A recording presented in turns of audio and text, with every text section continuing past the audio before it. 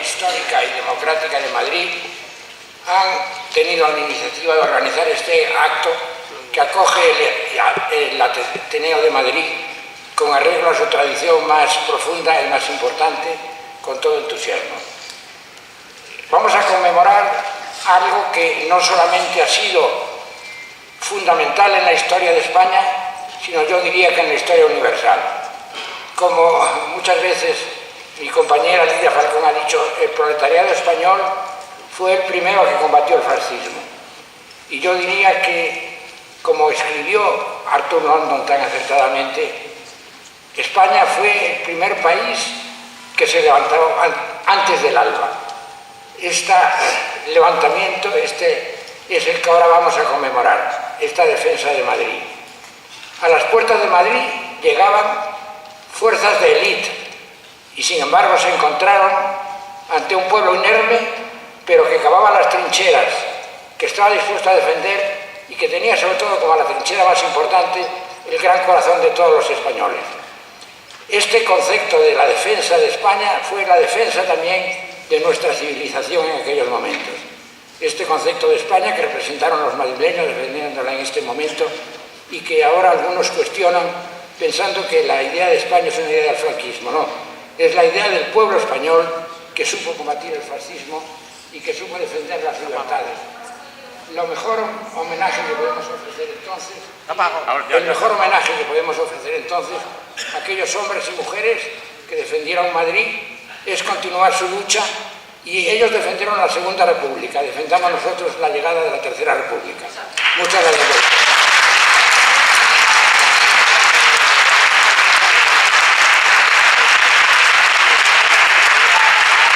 Don Miguel Pastrana y don Pedro García Bilbao muy brevemente. Desgraciadamente ha coincidido este acto con una junta urgente de gobierno, de manera que tendremos que ausentarnos, pero seguiremos con ustedes y con el recuerdo de aquellos grandes combatientes siempre. Tiene la palabra don Miguel Pastrana en primer lugar. Gracias, señor presidente. Por eso estamos de pie, porque luego tenemos que seguir trabajando junto al señor presidente de la Junta de Gobierno. Buenas tardes, compañeros y compañeras. Quiero agradecer a don Carlos París el sentido de adhesión profunda a este acto que conlleva el abrirlo. Señor presidente, ya sabe usted que cuenta férreamente con los de Negrín en la tarea de sacar adelante este Ateneo. Estamos con usted.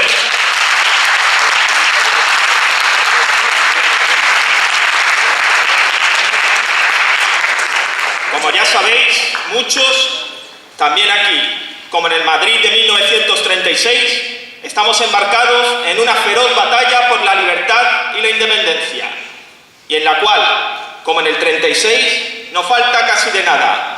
Bombardeos mediáticos, bulos, intervención de poderes fácticos y foráneos, quinta columna, permitidme un poco la ironía. Pero vengo a decir algo bien cierto, y es que este 7 de noviembre lo conmemoramos en un momento muy duro para todos, para este país, para el pueblo. Es precisamente en momentos así cuando fechas como la de hoy y actos como este adquieren su plena y más pura significación.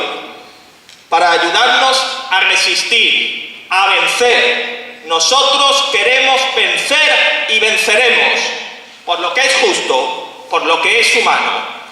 Lo que se defendía el 7 de noviembre de 1936 no es muy distinto a lo que defendemos hoy. Y eso es porque sigue siendo atacado, sigue siéndolo. Los valores y conquistas sociales, culturales, éticas, cuanto ha definido nuestro progreso como especie, cosas como las que reciben nombre en este mismo techo: arte, ciencia, civilización, siguen siendo bombardeadas, demolidas. Se busca derrumbar con ello los cimientos de la democracia. Nuestra defensa es la misma que el 7 de noviembre de 1936. Por eso es la misma nuestra bandera. Al reivindicar a los hombres y mujeres del 7 de noviembre, hacemos hincapié en nuestra propia lucha. Al recordar su república, reivindicamos también la nuestra, la que queremos, la que necesitamos. A esa cadena de fraternidad en el tiempo se le llama humanidad. Tenéis nuestro firme compromiso en su defensa. ¡Viva la República! Tiene la palabra García Bilbao.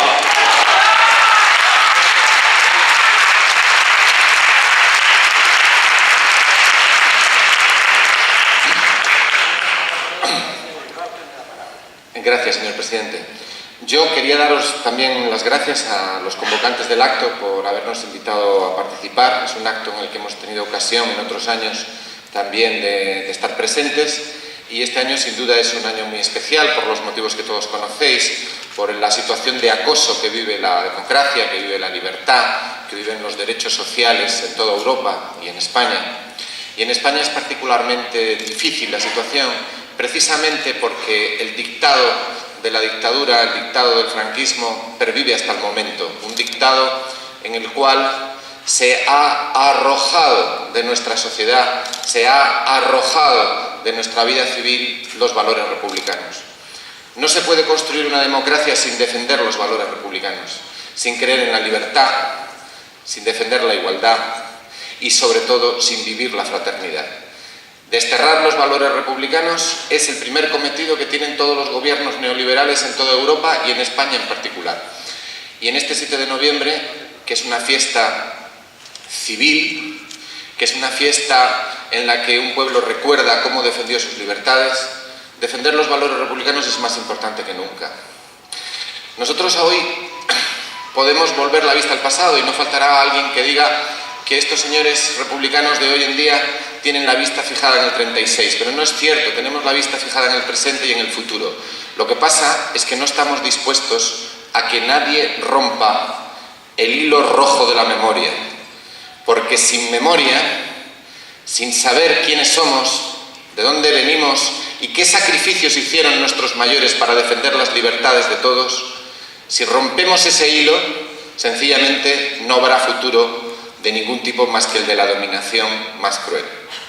Necesitamos mantener el hilo de la memoria que nos dice cuál es el valor de la libertad y de que no somos los primeros en sufrir ni hemos sido los primeros en luchar. Eso es fundamental en las batallas del presente. El 7 de noviembre hubo una batalla en Madrid.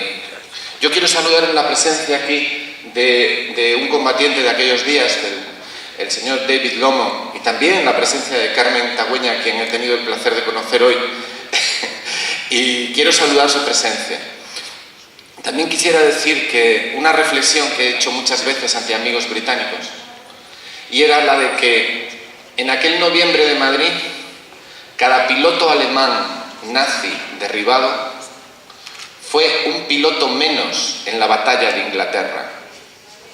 Es decir, cada acto que se produjo en España, cada combate que se produjo en España, fue un combate que permitió, que ayudó a la victoria de los aliados en la Guerra Mundial. La batalla de Inglaterra tuvo, precisamente, en los pilotos de la Cóndor, que estaban en los grupos de caza estacionados en el paso de Calais, a su punta de lanza. Eran los veteranos de Madrid los que estaban luchando contra la RAF, contra la Royal Air Force, en la batalla de Inglaterra. Y cada piloto nazi derribado sobre Madrid fue un piloto menos contra el cual se tuvieron que enfrentar aquellos valientes aviadores, aquel puñado de bravos a los que, entre otras cosas, Inglaterra debió el triunfo en aquella batalla. Hoy estamos aquí, estamos celebrando, y digo bien, celebrando una victoria, la victoria del pueblo español y de su ejército popular recién nacido en la batalla defensiva por Madrid. Y hacemos bien. Yo, como hemos dicho otros años, lamento que en este acto civil, que tiene una importancia histórica para las libertades y para el valor de la democracia en España, lamento que no esté aquí ahora presente el ministro de Defensa. Lo lamento profundamente. Y lo que nos demuestra es cuál es la profundidad de los valores democráticos que tiene el actual ministro de Defensa. Y también nos demuestra hasta qué punto la España realmente existente de hoy en día se siente identificada, en la España institucional, el régimen actual se siente identificado con los que defendieron los valores democráticos en el pasado. Eso es una situación que es tarea nuestra cambiar. Necesitamos la República. Necesitamos un régimen al servicio del pueblo, donde los derechos y las libertades de todos sean una obligación constitucional. Necesitamos que el franquismo sea declarado ilegal ya de una vez. Y necesitamos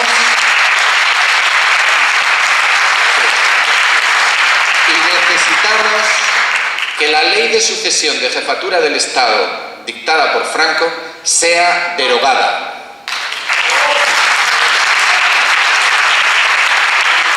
Necesitamos que las Cortes asuman la jefatura del Estado de forma interina, puesto que el rey, al fin y al cabo, debe su puesto no a ninguna consulta popular, sino al dictado de un dictador. Nada más. Gracias.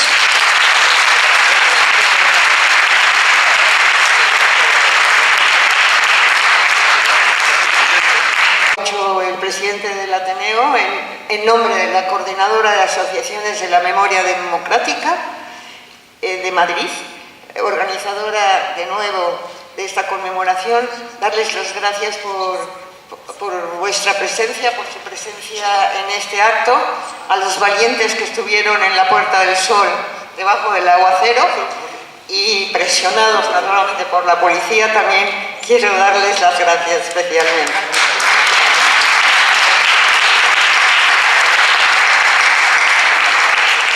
Para mí hoy es un orgullo especial estar sentada en esta mesa, porque tengo a mi derecha a Carmen Tagüeña Parga, que es la presidenta del Ateneo Español Republicano de México y que estaba en Madrid en este momento y llamó y dije: Carmen, tienes que venir al acto, es la hija de uno de esos héroes y una heroína, la madre, Carmen Tagüeña, el general Tagüeña.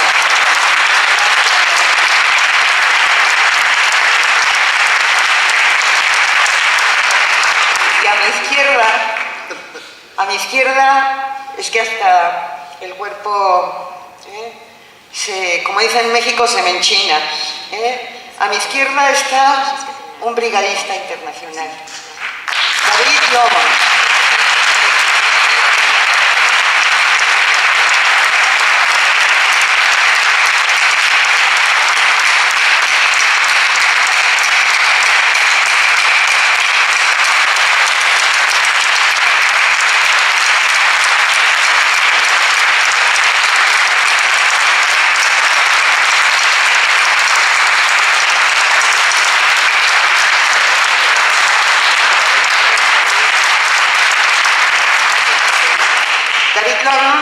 Brigadista británico de Londres, vino aquí en octubre de 1936, a los 18 años se enroló y fue apresado en la batalla del Ebro, la batalla donde tomó parte como uno de los comandantes, como uno de los generales, el padre de Carmen, el general Tagüeña. Fue detenido en la batalla del Ebro y estuvo en el campo de San Pedro de Cardeña y Palencia. Estuvo también en la batalla de Cable Street en Londres antes de venir a España como voluntario. Es un honor para mí pedirle que nos diga unas palabras.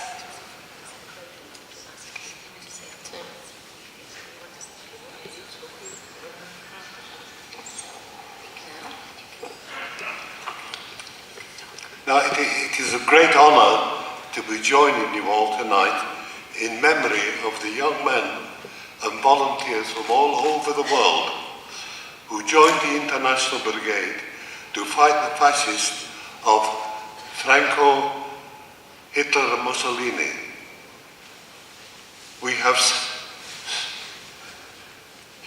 forgotten the heroic effort to defend Madrid and the rest of Spain. I am so pleased to be here with you. I wish that I could speak Spanish so I could say to you the words I really mean close to my heart. But it's wonderful to be with you.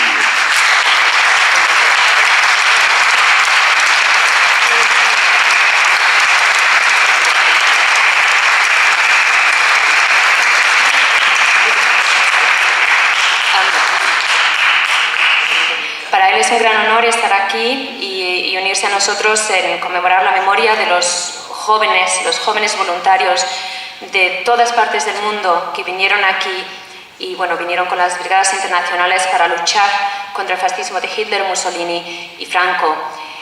Ellos nunca han olvidado los heroicos esfuerzos para defender Madrid y el resto de España. Le encantaría poder hablar español para deciros, intentar expresar realmente lo que él siente. Le es muy difícil, pero bueno, creo que viendo un poco su cara. I did not know I was going to make a speech to you tonight. And if I could do so much more, I would like to have said to you. But it's wonderful to be here. Thank you.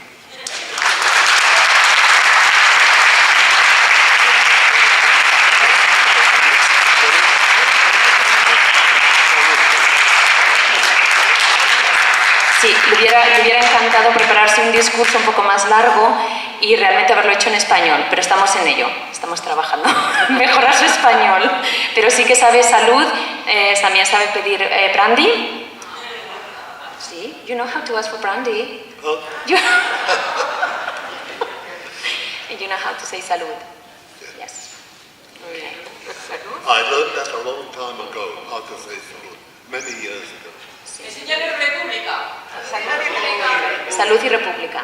Huh? Salud y república. Salud de República.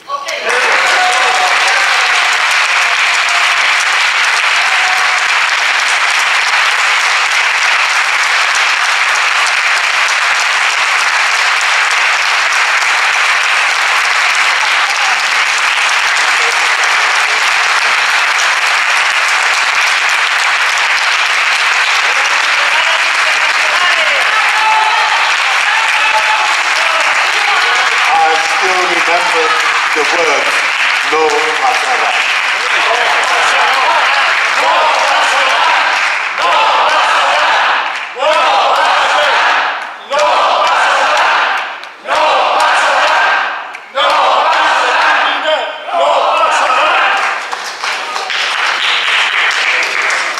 Como no sé si saben que David Lamont está a punto de cumplir 94 años y bueno, es muy difícil ya para él venir a España con frecuencia y realmente es el último veterano británico que queda todavía en condiciones de venir a España, con lo cual es excepcional haber podido traerle aquí. Y la Asociación de Amigos de las Brigadas Internacionales hemos conseguido convencerle.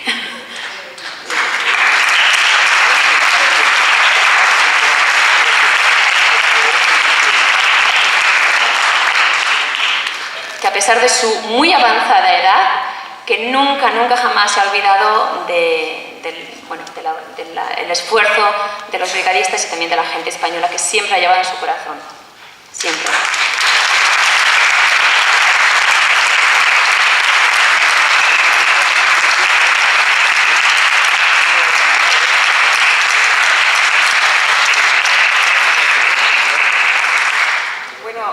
Continuamos el acto, somos conscientes que en algún momento determinado, David, este año le hemos pedido adhesiones a distintas entidades, asociaciones y también pues comunicamos a familiares de quienes defendieron Madrid de manera destacada, aunque realmente el peso fundamental fue el de los combatientes en el frente. Y hemos recibido algunas adhesiones, pero quizás la adhesión más querida es la que vamos a escuchar de Carmen Tagüeña, porque está presente en Madrid como nosotros. Carmen, tienes la palabra.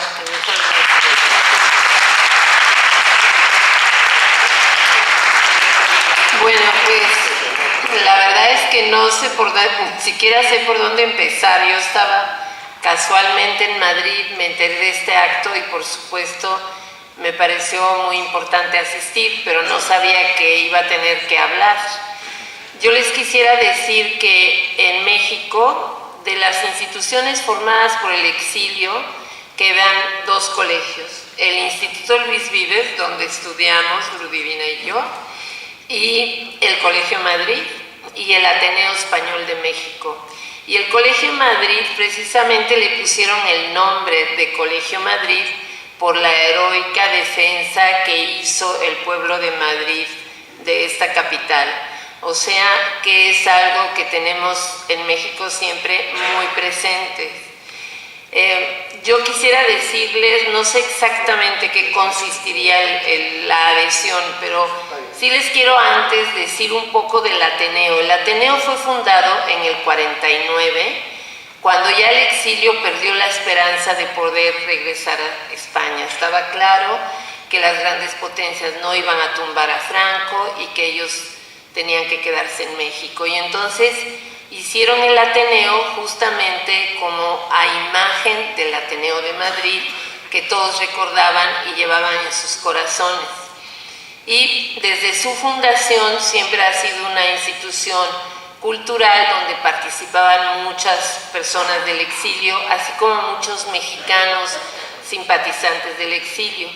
Con el tiempo lo que ha pasado es que mucha gente ha ido muriendo, ha pasado demasiados años, pero nosotros hemos ido ganando en los acervos, en los archivos. Entonces, en ese momento el Ateneo es, diría yo, casi como la memoria histórica del exilio español en México. Tenemos muchos documentos, muchas publicaciones que resultan de consulta obligada para los interesados en este tema.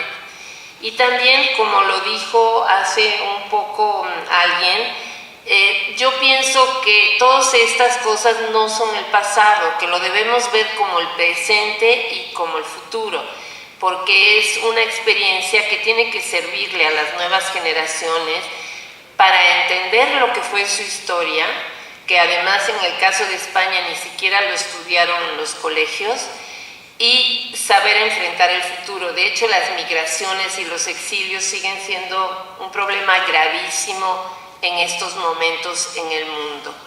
En relación a mis padres, lo que les quisiera yo decir, y ustedes lo saben, que mi papá escribió un libro que se llama Testimonio de dos guerras, y ahí, pues bueno, describe todo lo que fue su vida antes de la guerra, durante la guerra, y todo lo que fue su exilio. Él, en nuestra casa, una frase habitual, y creo que en casa de muchos refugiados, era: más se perdió en Madrid. Entonces yo de pequeña podía perder muchas cosas, guantes, libros, mochilas. Mi papá me disculpaba y me decía: más se perdió en Madrid. Y esa es una frase que todavía usamos en situaciones a veces más trágicas, pero yo siempre lo pienso: más se perdió en Madrid. Porque la realidad es que se perdió la posibilidad de otra España, de una España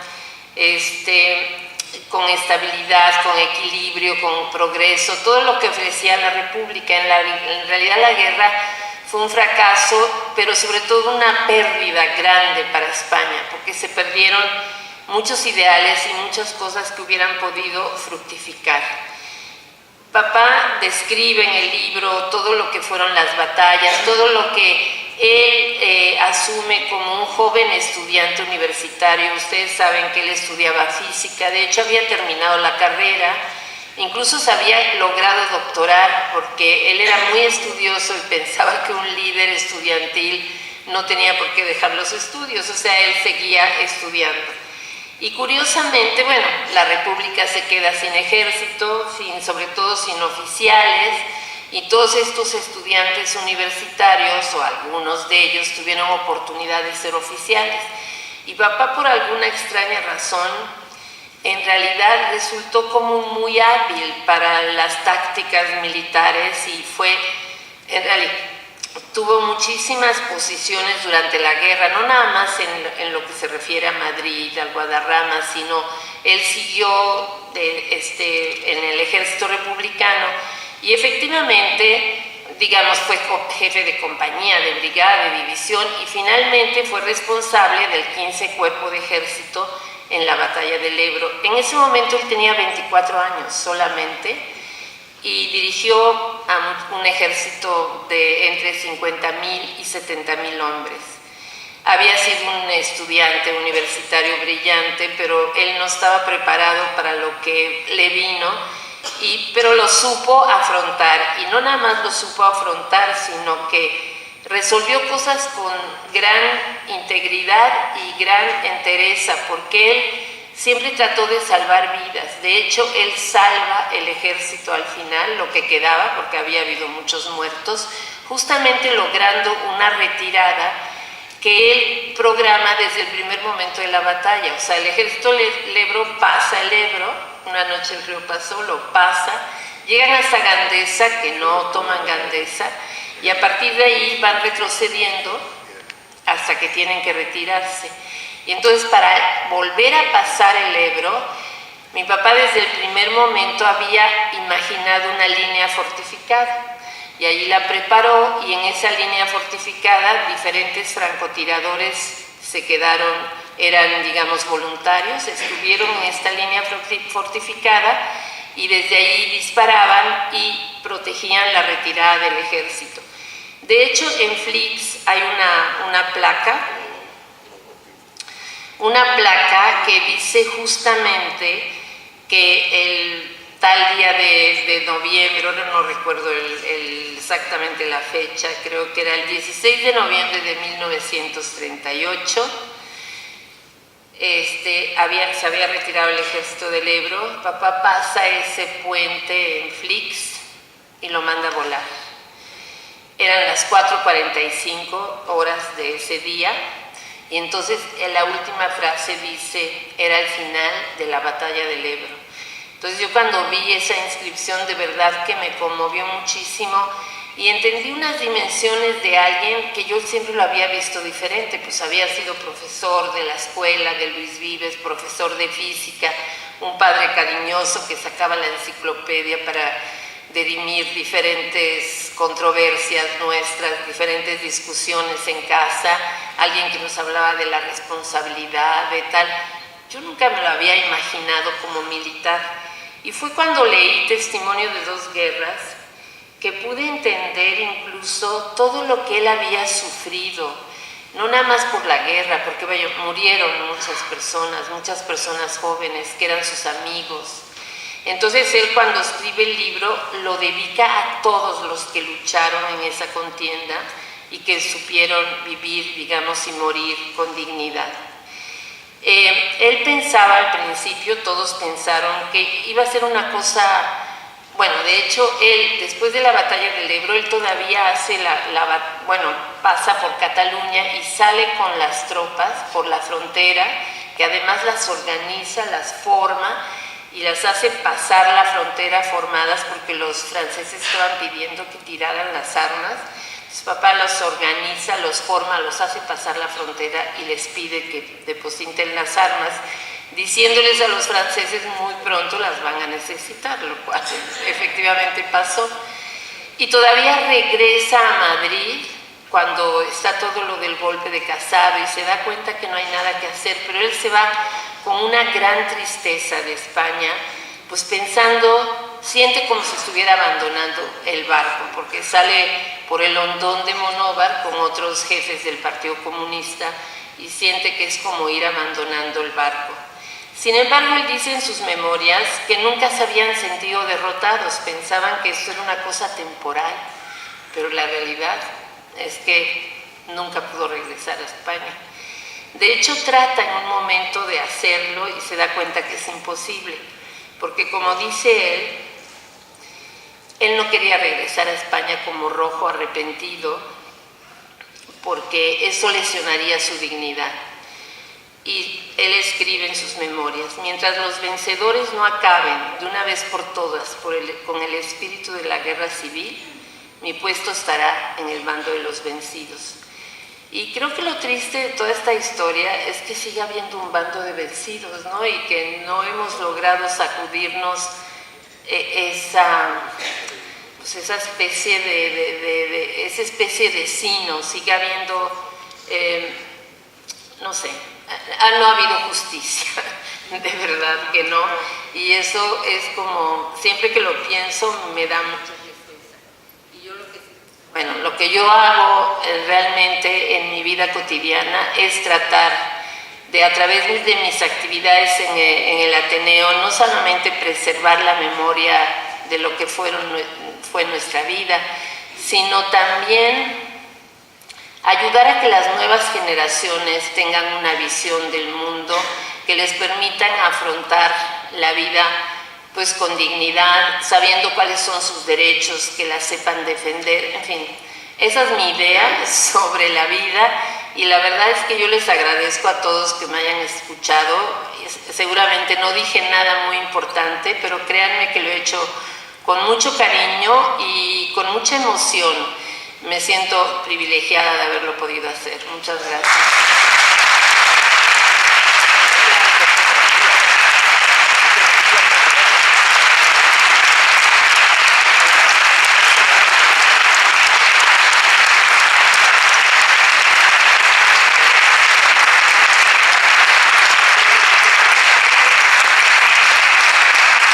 Sobre el paso de la frontera, cuando él se dio cuenta que el ejército ya iba derrumbado con el alma por los suelos y la actitud del otro lado de la frontera de los franceses, y que en cuanto le avisaron fue a negociar con los franceses también para que el ejército republicano entrara en formación con toda la dignidad que merecía antes de entregar las armas. Sí, de hecho hay una cosa que no dije, que él cambia la frontera un poco de lugar, porque el ejército no quería tirar las armas en España y los franceses no querían que entraran con armas a Francia. Pues papá tiene que mover un poco la frontera, la frontera está aquí, tienen las... Sí, parece. Sí. Digno hasta el final siempre y hasta su muerte. Sí. Y todavía donde esté, mirándonos como tantos combatientes de la guerra.